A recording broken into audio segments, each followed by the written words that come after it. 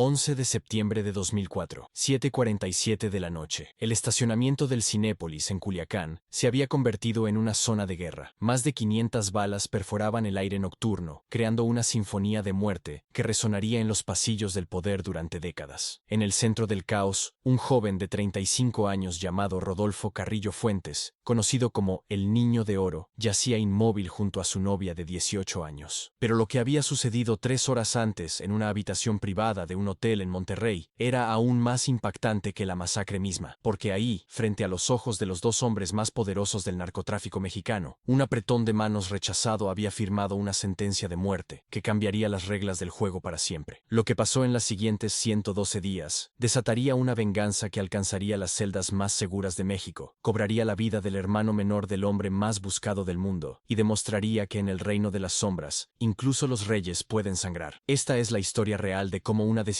tomada en segundos destruyó familias enteras y reescribió el mapa del poder en México. Una historia donde la lealtad se mide en balas, donde los hermanos menores pagan por las guerras de sus mayores, y donde un hombre llamado Ismael Zambada, conocido como El Mayo, aprendería que algunas decisiones no se pueden deshacer, sin importar cuánto poder tengas. Para entender la magnitud de lo que sucedió esa noche en Culiacán, necesitas comprender el mundo en el que estos hombres vivían. Septiembre de 2004 marcaba una época dorada y sangrienta para el narcotráfico mexicano. Los carteles no eran simplemente organizaciones criminales, eran imperios con ejércitos privados, códigos de honor más antiguos que las leyes del país, y territorios que defendían con la ferocidad de naciones en guerra. En Sinaloa, la cuna de los grandes capos, dos nombres dominaban el paisaje: Joaquín, el Chapo Guzmán, e Ismael, el Mayo Zambada. Estos hombres habían forjado una alianza que parecía inquebrantable, construida sobre años de confianza mutua y éxitos compartidos. Controlaban las rutas más lucrativas hacia Estados Unidos, manejaban toneladas de cocaína mensualmente, y tenían en nómina a policías, militares y políticos, desde el nivel municipal hasta las más altas esferas del poder federal. Pero había un problema, un rival que se negaba a doblegarse. Vicente Carrillo Fuentes, apodado el Viceroy, había heredado el cártel de Juárez tras la misteriosa muerte de su hermano amado, el Señor de los Cielos. El Viceroy no solo mantenía el control férreo sobre la frontera más importante de México, sino que había tomado una decisión que enfurecía a El Chapo y el Mayo. Había aliado su organización con los Zetas, el brazo armado del cártel del Golfo. Los Zetas representaban todo lo que los viejos capos despreciaban. Eran exmilitares de élite que habían cambiado de bando, hombres sin códigos tradicionales, sin respeto por las reglas no escritas que habían gobernado el narcotráfico durante décadas. Torturaban sin límites, mataban civiles sin remordimiento y expandían su territorio como una plaga imparable. Para el Mayo y el Chapo, permitir que los Zetas se establecieran en territorio sinaloense era una declaración de guerra contra todo lo que habían construido. Fue entonces cuando el Mayo concibió un plan audaz. Convocaría una cumbre en territorio neutral, en la ciudad de Monterrey, para exigir que el cártel de Juárez rompiera su alianza con los Zetas. Sería una reunión de titanes, donde se decidiría el futuro del narcotráfico mexicano con palabras en lugar de balas. Al menos, esa era la idea. La invitación llegó a Vicente Carrillo Fuentes a través de canales seguros. El mensaje era claro: presentarse en Monterrey para una reunión con los líderes del cártel de Sinaloa o enfrentar las consecuencias de una guerra total. Pero el Viceroy, quizás presintiendo una trampa, o simplemente demasiado orgulloso para arriesgar su vida, tomó una decisión que sellaría el destino de su familia. En lugar de ir personalmente, envió a su hermano menor. Rodolfo Carrillo Fuentes había crecido bajo la sombra de gigantes. Su hermano mayor, Amado, había sido una leyenda viviente, el hombre que transformó el narcotráfico mexicano al construir una flota aérea que rivalizaba con muchas aerolíneas comerciales. Cuando Amado murió durante una operación de cirugía plástica en 1997, Vicente tomó el control del imperio familiar. Pero Rodolfo, a pesar de ser el menor, no era un simple peón. A los 35 años, el Niño de Oro había ganado ese apodo no solo por su juventud relativa en un negocio dominado por veteranos, sino por su aparente invulnerabilidad. Había sobrevivido a múltiples intentos de asesinato, había dirigido operaciones millonarias y había demostrado una crueldad calculada que lo hacía respetado y temido en igual medida. Tenía un don especial para identificar infiltrados y traidores, una habilidad que había salvado la vida de Vicente en más de una ocasión. Pero lo que nadie sabía, lo que ni siquiera Vicente sospechaba, era que Rodolfo había desarrollado un odio personal hacia el Chapo Guzmán. Durante los últimos 2 años, el Chapo Chapo había ordenado la muerte de varios socios y cómplices de los Carrillo Fuentes, hombres que Rodolfo consideraba hermanos. Para él, esta reunión no era una negociación, era una oportunidad de venganza. El hotel elegido para la cumbre era uno de los más exclusivos de Monterrey, un edificio de cristal y mármol donde los empresarios más poderosos del norte de México cerraban sus negocios más importantes. El Mayo había reservado toda una planta, había llenado el lugar con sus hombres de confianza y había tomado todas las precauciones imaginables. Lo que no había previsto era la personalidad explosiva del joven Carrillo. Cuando Rodolfo entró a la habitación esa tarde del 8 de septiembre, llevaba consigo no solo la representación de su hermano mayor, sino el peso de años de resentimiento acumulado. El Mayo, siempre el diplomático, había planeado una conversación civilizada. El Chapo, por su parte, veía la reunión como una oportunidad de demostrar su dominio. Ninguno de los dos estaba preparado para lo que estaba por suceder. El encuentro comenzó con las formalidades de rigor. El Mayo, vestido impecablemente como siempre, saludó a Rodolfo con la cortesía característica de los viejos capos sinaloenses. El Chapo, más directo en sus maneras pero consciente de la importancia del momento, extendió su mano para un saludo que en el mundo del narcotráfico era más que un gesto social. Era un símbolo de respeto mutuo, un reconocimiento de estatus, una promesa tácita de que las diferencias se resolverían como hombres de honor. Pero Rodolfo Carrillo Fuentes miró esa mano extendida y tomó una decisión que cambiaría la historia. Con una frialdad que heló la sangre de todos los presentes, dejó la mano de El Chapo colgando en el aire. El silencio que siguió fue ensordecedor. En una cultura donde el respeto era moneda más valiosa que el oro, donde un desaire público podía significar la muerte, Rodolfo acababa de declarar la guerra de la manera más humillante posible. Los ojos del Chapo se endurecieron. Su rostro, normalmente expresivo, se convirtió en una máscara de mármol. Las palabras que salieron de su boca fueron pronunciadas en un tono tan bajo que apenas se escucharon, pero su impacto fue devastador. Te voy a matar. No era una amenaza, era una promesa, era una sentencia que había sido pronunciada en presencia del hombre más poderoso de Sinaloa, testigo involuntario de un punto de no retorno. El Mayo intentó mediar. Su experiencia de décadas le había enseñado que las emociones descontroladas destruían imperios más rápido que las balas. Propuso un receso, sugirió que todos se calmaran, trató de encontrar una manera de que tanto el Chapo como Rodolfo pudieran salvar la cara. Pero era demasiado tarde. La ofensa había sido demasiado pública, demasiado deliberada. En el mundo donde vivían estos hombres, algunas líneas no se podían cruzar sin consecuencias fatales. Rodolfo se levantó de su silla con una sonrisa que no llegaba a sus ojos. Sabía perfectamente lo que acababa de hacer. Quizás incluso lo había planeado desde el momento en que Vicente le pidió que fuera a esa reunión. Antes de salir de la habitación, se dirigió a El Mayo con una reverencia exagerada que era claramente una burla, y luego miró directamente a El Chapo. Nos vemos en Culiacán, dijo, y salió de la habitación seguido por sus guardaespaldas. Lo que siguió fue una conversación tensa entre El Mayo y el Chapo. El Mayo, siempre pragmático, trató de convencer a su socio de que la muerte de Rodolfo podría traer consecuencias impredecibles. Vicente Carrillo Fuentes no era un hombre que perdonara la muerte de un hermano, especialmente del menor, del que había jurado proteger después de la muerte de Amado. Una guerra abierta con el cártel de Juárez, mientras mantenían conflictos en múltiples frentes, podría desestabilizar todo lo que habían construido. Pero el Chapo había tomado su decisión. El desaire no era solo personal, era una declaración pública de que Joaquín Guzmán Loera podía ser humillado sin consecuencias. Si permitía que esa ofensa quedara sin respuesta, otros enemigos tomarían nota. Su reputación, construida sobre años de victorias y venganzas cumplidas, se desmoronaría. En el narcotráfico, la reputación no era vanidad, era supervivencia. Lo quiero muerto antes de que termine la semana, declaró el Chapo, y el Mayo supo que no había vuelta atrás. La planificación del asesinato comenzó esa misma noche. Los hombres más confiables de ambas organizaciones se reunieron en una casa segura en las afueras de Culiacán. El objetivo era claro: eliminar a Rodolfo Carrillo Fuentes, de manera que enviara un mensaje inequívoco a todos los enemigos presentes y futuros. No sería una muerte silenciosa en un callejón oscuro, sería un espectáculo que resonaría en todo México. Durante 3 días, equipos de inteligencia siguieron cada movimiento de Rodolfo. Sabían dónde vivía, conocían sus rutas favoritas, habían identificado a sus guardaespaldas y habían mapeado sus costumbres. Pero el niño de Oro no había sobrevivido tanto tiempo siendo predecible. Sus patrones cambiaban constantemente, sus rutas variaban cada día, y su paranoia lo mantenía en constante movimiento. Fue entonces cuando la suerte intervino, o quizás el destino tenía sus propios planes. La noche del 11 de septiembre, Rodolfo decidió hacer algo completamente fuera de carácter: ir al cine con su novia, Giovanna Quevedo, una joven de 18 años que estudiaba medicina en la Universidad de Sinaloa. Para un hombre que vivía bajo constante amenaza, esa decisión era casi incomprensible. Quizás creyó que un lugar público le ofrecería protección, quizás simplemente quería una noche normal en una vida que nunca había conocido la normalidad. El Cinépolis en el sector de recursos hidráulicos era un lugar moderno y elegante, frecuentado por familias de clase media y jóvenes universitarios. Cuando Rodolfo llegó en su camioneta blindada, seguido por 2 vehículos con guardaespaldas, no sabía que 18 pares de ojos lo habían estado esperando durante horas. Los sicarios de El Chapo y El Mayo habían tomado posiciones estratégicas alrededor del centro comercial desde las 5 de la tarde. Algunos estaban vestidos como compradores casuales, otros como empleados de mantenimiento y unos pocos como guardias de seguridad privada.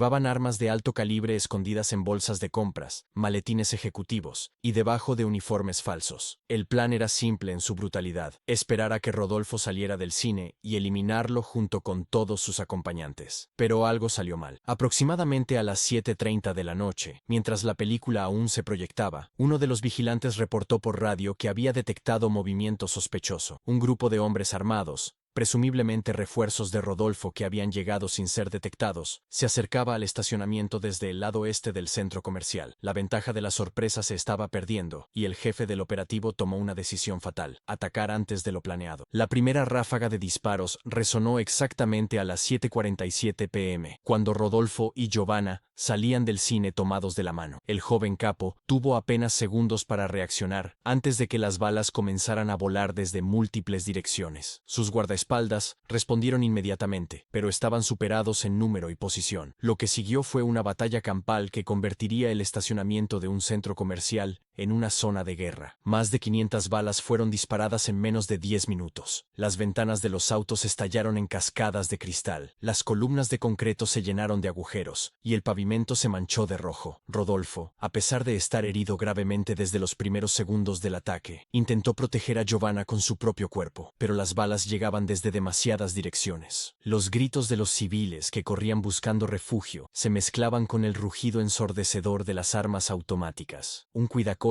que había tenido la mala fortuna de estar en el lugar equivocado murió instantáneamente. 5 de los sicarios de Rodolfo cayeron defendiendo a su jefe hasta el último aliento, y en medio del caos, el joven que una vez fue llamado el Niño de Oro exhaló su último suspiro junto a la mujer que amaba. Cuando el silencio finalmente regresó al estacionamiento, cuando el humo se desvaneció y los ecos de los disparos dejaron de resonar en los edificios circundantes, el mensaje había sido enviado con una claridad brutal. Nadie, sin importar su apellido o su poder, podía humillar a El Chapo Guzmán y vivir para contarlo. Pero en su casa de las montañas de Sinaloa, mientras recibía la notificación de que su hermano menor había sido asesinado, Vicente Carrillo Fuentes juró una venganza que alcanzaría los lugares más seguros de México. Los funerales de Rodolfo Carrillo Fuentes y Giovanna Quevedo se convirtieron en eventos que definirían el futuro del narcotráfico mexicano. Miles de personas asistieron al sepelio del joven capo, no solo familiares y miembros del cártel, sino también civiles que habían conocido a Rodolfo durante su infancia en las calles polvorientas de Sinaloa. Para muchos, el Niño de Oro no era solo un criminal, era un hijo de la tierra, un hombre que había nacido en la pobreza y había logrado poder más allá de los sueños de cualquier campesino. Pero entre las coronas de flores y las lágrimas genuinas, se respiraba algo más peligroso que el dolor: la sed de venganza. Vicente Carrillo Fuentes, vestido de negro riguroso, pronunció un discurso junto a la tumba de su hermano, que sería recordado durante años. Sus palabras fueron pocas, pero su significado era inequívoco. Rodolfo era el menor de nosotros, era inocente de las guerras que los mayores iniciamos. Su sangre no quedará sin respuesta. El Viceroy sabía que enfrentar directamente a El Chapo y El Mayo en territorio sinaloense sería un suicidio. Sus fuerzas, aunque formidables, no podían competir con los ejércitos privados que sus rivales habían construido durante décadas. Necesitaba una estrategia diferente, algo que golpeara donde más doliera, algo que demostrara que incluso los hombres más poderosos tenían vulnerabilidades. Fue entonces cuando sus ojos se fijaron en Arturo Guzmán Loera, el Pollo, hermano menor de El Chapo. Arturo era todo lo opuesto a su hermano mayor. Donde El Chapo era calculador y despiadado, Arturo era impulsivo y emocional. Donde Joaquín había construido un imperio a través de la violencia estratégica, Arturo buscaba la emoción y el peligro por placer. Su debilidad por las mujeres, las drogas y la vida nocturna lo habían llevado múltiples veces a situaciones comprometedoras, pero siempre había sido rescatado por el poder y la protección de su hermano. En octubre de 2004, menos de un mes después del asesinato de Rodolfo, Arturo fue arrestado en una redada policial que muchos sospecharon había sido orquestada por el propio Vicente Carrillo. No había evidencia directa de esta manipulación, pero las coincidencias eran demasiado convenientes para ser casuales. Arturo fue enviado al Centro Federal de Readaptación Social número 1, conocido como el Altiplano, la prisión de máxima seguridad más temida de México. El Altiplano había sido diseñado para albergar a los criminales más peligrosos del país. Sus muros de concreto de 1,5 metros de espesor, sus sistemas de vigilancia a las 24 horas y sus protocolos de seguridad militar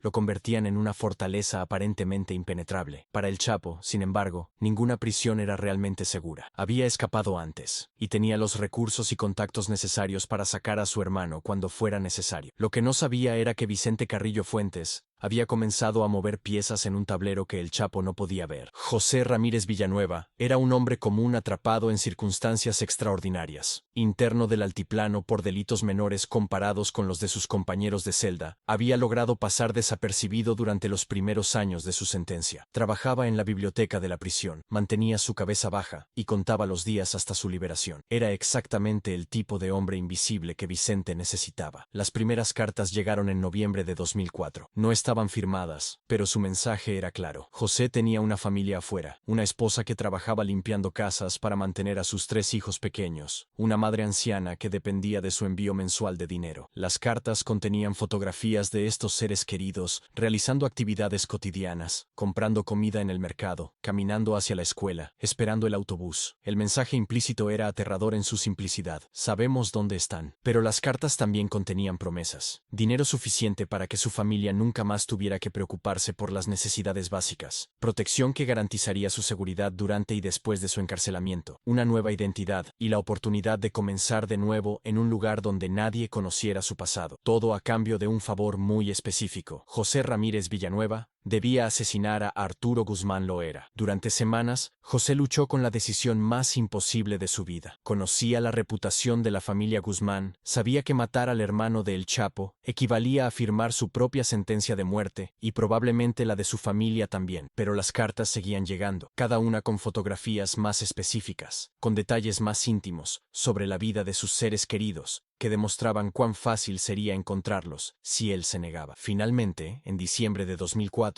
una carta diferente llegó a sus manos. Esta contenía un arma, una pistola calibre 9 milímetros desmontada en piezas pequeñas que habían sido escondidas dentro de libros huecados que llegaron como donaciones a la biblioteca de la prisión. También incluía un mapa detallado del área de locutorios, los horarios de las rondas de los guardias y información específica sobre las costumbres de Arturo Guzmán durante las visitas de su abogado. José pasó las últimas semanas del año ensamblando lentamente el arma en la privacidad de su celda, memorizando cada detalle del plan y preparándose mentalmente para un acto que sabía lo cambiaría para siempre. No era un asesino por naturaleza, no había matado jamás a otra persona, pero las caras de sus hijos en las fotografías que recibía semanalmente lo empujaban hacia una decisión de la que nunca podría volver. El 31 de diciembre de 2004, mientras el resto del mundo se preparaba para celebrar el Año Nuevo, José Ramírez Villanueva caminó hacia el área de locutorios del Altiplano, con una misión que lo aterrorizaba y lo liberaba al mismo tiempo. Arturo Guzmán Loera había desarrollado una rutina durante sus meses en prisión. Cada viernes, puntualmente a las 7:00 p.m., se reunía con su abogado en una de las salas de consulta del área de locutorios. Estas reuniones habían sido organizadas por el Chapo como una manera de mantener comunicación segura con el exterior y planificar la eventual fuga de su hermano. El abogado, un hombre nervioso de mediana edad que había sido comprado con más dinero del que había visto en toda su carrera, traía mensajes cifrados, actualizaciones sobre la situación externa y planes detallados para la operación de rescate que el Chapo estaba organizando. Ese último día del año, Arturo llegó al locutorio con el optimismo característico de alguien que sabía que su libertad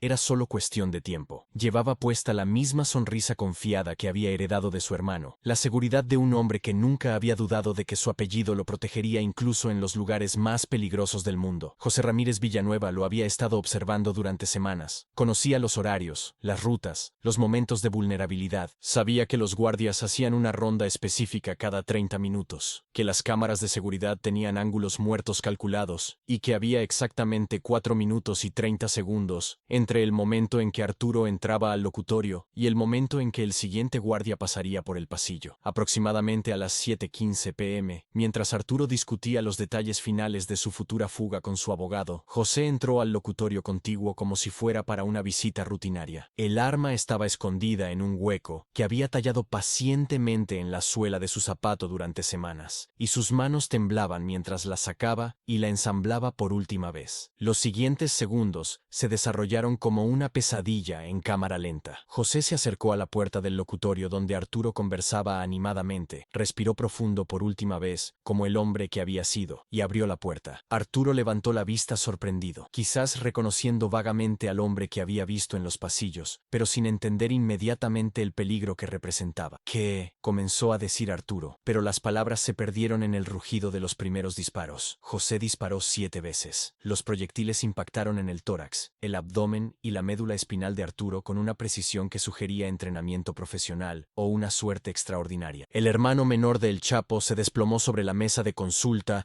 mientras su abogado gritaba en estado de shock, cubierto por la sangre del hombre que había venido a visitar. El ruido atrajo inmediatamente a los guardias, que irrumpieron en el locutorio encontrando a José Ramírez Villanueva de pie junto al cuerpo de Arturo, todavía sosteniendo el arma humeante. No intentó huir, no se resistió al arresto. Simplemente se dejó caer de rodillas y murmuró una oración por su familia, esperando que el sacrificio que acababa de hacer fuera suficiente para mantenerlos a salvo. Las noticias del asesinato llegaron a El Chapo en cuestión de horas. Estaba cenando con su familia cuando uno de sus lugartenientes irrumpió en la casa con la expresión de un hombre que llevaba las peores noticias posibles. El plato del Chapo se estrelló contra el suelo cuando escuchó las palabras que cambiarían su vida para siempre. Mataron a Arturo. Lo que siguió fue un silencio que duró exactamente 19 segundos, pero que se sintió como una eternidad. El Chapo, el hombre que había enfrentado ejércitos y había sobrevivido a traiciones que habrían destruido a hombres menores, se sentó lentamente en su silla como si el peso del mundo acabara de caer sobre sus hombros. Cuando finalmente habló, su voz era apenas un susurro, pero cada palabra llevaba el peso de una promesa de muerte. Vicente Carrillo va a pagar por esto con sangre de toda su familia. El Mayo recibió la noticia al mismo tiempo, y por primera vez en décadas, el hombre más calculador del narcotráfico mexicano se dio cuenta de que había perdido el control de una situación. La guerra entre el cártel de Sinaloa y el cártel de Juárez ya no era una disputa territorial que podía resolverse con negociaciones y compromisos. Se había convertido en una vendetta personal que no terminaría hasta que una de las dos familias fuera completamente destruida. En las semanas que siguieron, José Ramírez Villanueva fue sometido a interrogatorios que revelaron la complejidad de la conspiración que había llevado a la muerte de Arturo. Bajo presión legal y física, admitió haber recibido amenazas contra su familia, pero nunca reveló quién había estado detrás de las cartas y las fotografías. Su lealtad, comprada con terror pero sostenida por amor paternal, permanecería inquebrantable, incluso cuando fue sentenciado a 37 años y 7 meses de prisión en 2006. Vicente Carrillo Fuentes nunca confirmó públicamente su participación en el asesinato, pero tampoco la negó. En el mundo del narcotráfico, donde las palabras no dichas a menudo comunican más que los discursos más elaborados, su silencio fue interpretado correctamente por todos los involucrados. El mensaje era claro: quien matara a un Carrillo vería morir a los suyos, sin importar dónde se escondieran. Pero la venganza de Vicente había logrado algo más que simplemente equilibrar las pérdidas familiares. Había demostrado que incluso el Chapo Guzmán, el hombre que se creía intocable, tenía vulnerabilidades que podían ser explotadas por enemigos suficientemente determinados. El asesinato en el altiplano reveló fisuras en el imperio de Sinaloa, que otros rivales comenzarían pronto a explorar. El Mayo, observando cómo la sed de venganza de ambos bandos amenazaba con destruir todo lo que había construido durante décadas, intentó una última mediación. Convocó reuniones secretas con intermediarios, ofreció compensaciones millonarias, propuso treguas que beneficiarían a todas las partes involucradas, pero había subestimado el poder de la sangre derramada para envenenar incluso las mentes más pragmáticas. El Chapo, consumido por la culpa de no haber protegido a su hermano menor y la humillación de haber sido superado por un enemigo que consideraba inferior, rechazó todas las ofertas cartas de paz. Vicente, por su parte, sabía que cualquier tregua sería temporal. El Chapo nunca olvidaría ni perdonaría la muerte de Arturo, y tarde o temprano buscaría una venganza final que borraría del mapa a toda la familia Carrillo. La guerra que siguió redefinió el panorama del narcotráfico mexicano. Durante los siguientes años,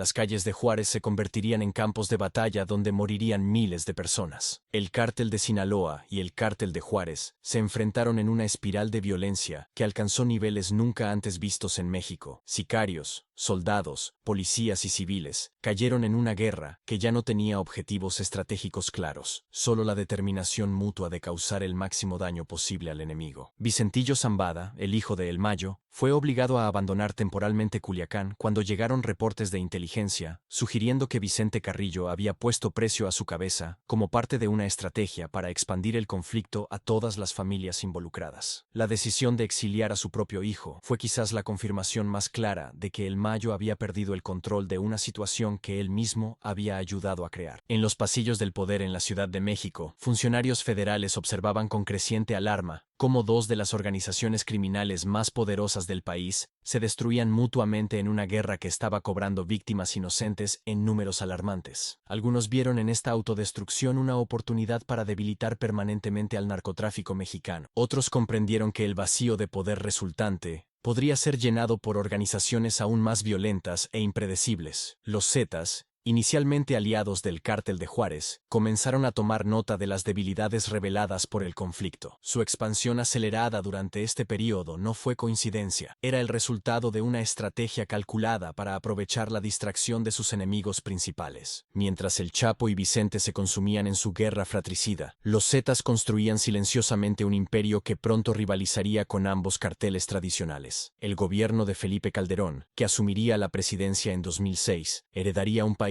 donde la violencia del narcotráfico había alcanzado niveles que amenazaban la estabilidad misma del Estado mexicano. Su decisión de declarar la guerra frontal contra los carteles estaría directamente influenciada por la escalada de violencia que comenzó con un apretón de manos rechazado en septiembre de 2004. Para el Chapo, los años siguientes se convertirían en una montaña rusa de victorias tácticas y derrotas estratégicas. Su organización se fortalecería en algunos aspectos, expandiendo su presencia internacional y modernizando sus operaciones, pero perdería la cohesión y disciplina que habían sido sus características distintivas. La muerte de Arturo lo había cambiado fundamentalmente, convirtiendo al calculador empresario del crimen en un hombre obsesionado con venganzas que a menudo contradecían sus propios intereses comerciales. Vicente Carrillo Fuentes, por su parte, descubriría que la venganza, aunque satisfactoria en el momento, tenía un costo que se extendía mucho más allá de las bajas inmediatas. Su organización, constantemente bajo ataque y forzada a gastar recursos enormes en una guerra defensiva, comenzó a perder territorio y influencia. Ciudad Juárez, una vez la joya de la corona del Imperio Carrillo, se convirtió en una ciudad sitiada donde la vida normal se hizo imposible para cientos de miles de civiles inocentes. Los hermanos menores que murieron en esta guerra, Rodolfo y Arturo, se convirtieron en símbolos de una tragedia más amplia, la manera en que las decisiones de los poderosos cobran las vidas de aquellos que no eligieron participar en sus juegos de poder.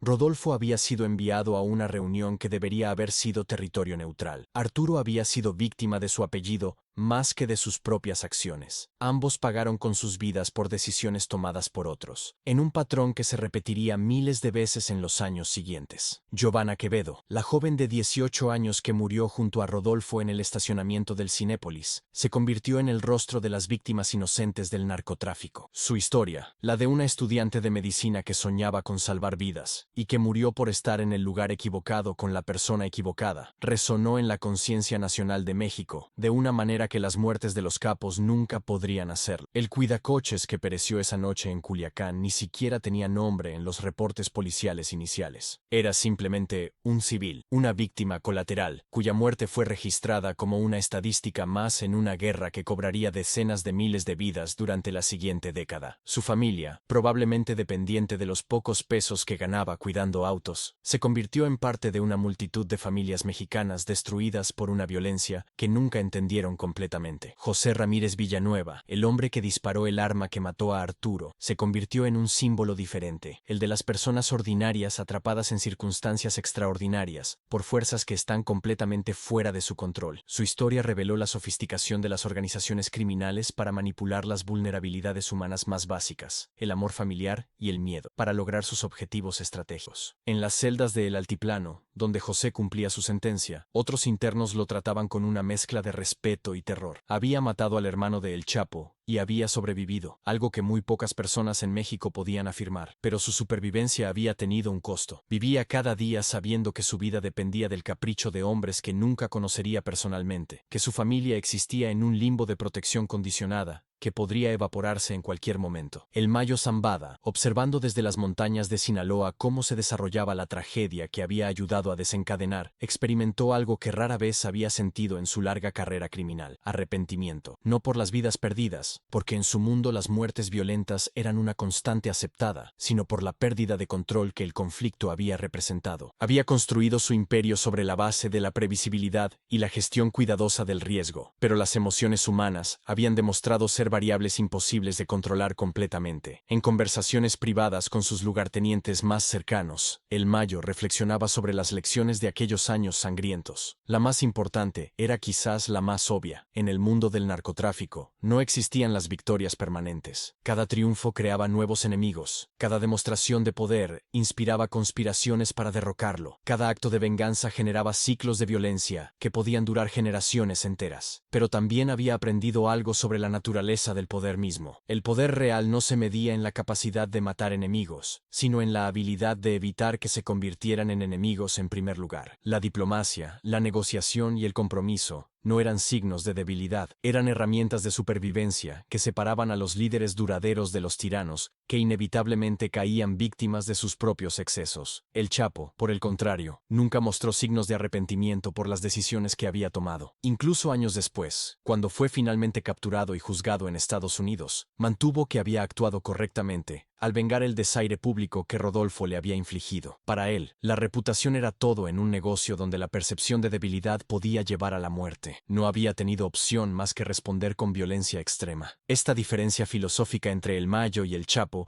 eventualmente contribuiría al distanciamiento gradual entre los dos hombres que una vez habían sido socios inseparables. Aunque nunca rompieron formalmente su alianza, sus organizaciones comenzaron a operar con mayor independencia, cada una siguiendo estrategias que reflejaban las personalidades contrastantes de sus líderes. La guerra entre el cártel de Sinaloa y el cártel de Juárez también reveló algo importante sobre la naturaleza del Estado mexicano en el siglo XXI. Durante décadas, el gobierno había mantenido un equilibrio delicado con las organizaciones criminales, tolerando su existencia a cambio de que mantuvieran sus actividades dentro de ciertos límites implícitos. Pero cuando esos límites fueron destruidos por la escalada de violencia que siguió a los asesinatos de 2004, el Estado se vio forzado a abandonar su estrategia de coexistencia tácita y adoptar una postura de confrontación directa. Los resultados de esa nueva estrategia fueron mixtos en el mejor de los casos. La ofensiva militar contra los carteles, aunque logró algunas victorias significativas como la eventual captura de El Chapo, también fragmentó las organizaciones grandes en grupos más pequeños y menos predecibles. En lugar de 2 o 3 carteles grandes que operaban según códigos relativamente estables, México se encontró enfrentando docenas de organizaciones criminales que competían ferozmente por territorio y mercados. En las universidades y think tanks de todo el mundo, académicos estudiaron los eventos de 2004-2005 como un ejemplo de cómo los conflictos personales pueden escalar hasta convertirse en crisis de seguridad nacional. La secuencia, que comenzó con un apretón de manos rechazado y culminó con miles de muertes, se convirtió en un caso de estudio sobre la importancia de los mecanismos de resolución de conflictos, incluso en contextos criminales. Algunos analistas argumentaron que la tragedia podría haberse evitado si hubiera existido una autoridad neutral capaz de mediar entre las partes en conflicto. Otros sostuvieron que la violencia era inevitable dada la naturaleza inherentemente competitiva del narcotráfico, y que los eventos específicos de 2004 fueron simplemente el catalizador de una guerra que habría estallado de cualquier manera. Lo que todos los observadores coincidieron fue en que los eventos de aquellos años marcaron un punto de inflexión en la historia del crimen organizado mexicano. Las organizaciones que surgieron de las cenizas de la guerra entre Sinaloa y Juárez eran fundamentalmente diferentes de sus predecesoras, más violentas, menos predecibles y menos dispuestas a respetar las normas tradicionales que habían gobernado el mundo criminal durante décadas. El legado más duradero de la guerra que comenzó en septiembre de 2004 quizás no fueron las muertes específicas o incluso los cambios en el mapa del poder criminal, fue la normalización de un nivel de violencia que previamente habría sido impensable incluso en los círculos más duros del narcotráfico mexicano. Una vez que esa barrera psicológica fue cruzada, se volvió cada vez más difícil para las organizaciones criminales justificar la moderación o el autocontrol. Para las familias de las víctimas, tanto criminales como inocentes, el legado fue mucho más personal y doloroso. Madres que perdieron hijos, esposas que se convirtieron en viudas, niños que crecieron sin padres. Todas estas tragedias individuales se multiplicaron por miles durante los años de violencia que siguieron. Sus historias, menos dramáticas que las de los capos pero no menos reales, constituyen el verdadero costo humano de una guerra que comenzó con orgullo herido y escaló hasta convertirse en una tragedia nacional. En las calles de Culiacán, donde comenzó todo, los residentes desarrollaron una capacidad casi sobrenatural para distinguir entre diferentes tipos de disparos, para reconocer las señales que indicaban cuándo era seguro salir de casa y cuándo era mejor permanecer adentro. Los niños que crecieron durante esos años